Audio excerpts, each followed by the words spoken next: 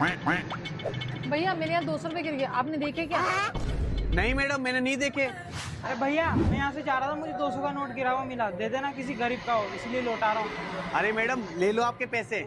हाँ भैया, thank you so much भैया। अरे कोई बात नहीं मैडम। अच्छा भैया एक काम करो, एक प्लेट सूखी पूरी मेरे लिए बनाओ, एक प्लेट इनके लिए बना दो।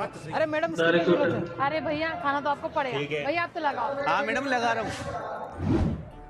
भैया आप जैसे ईमानदार लोग इस दुनिया में बहुत कम है। चलो मैडम आपकी सूखी पूरी। लो भैया।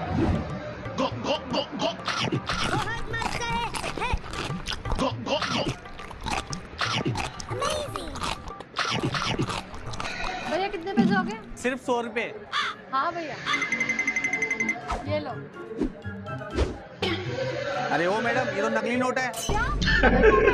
क्यों बे कुत्ते, मेरी तो असली नोट गिरी थी, मुझे पागल बना रहा है। अरे मैडम मुझे जो मिला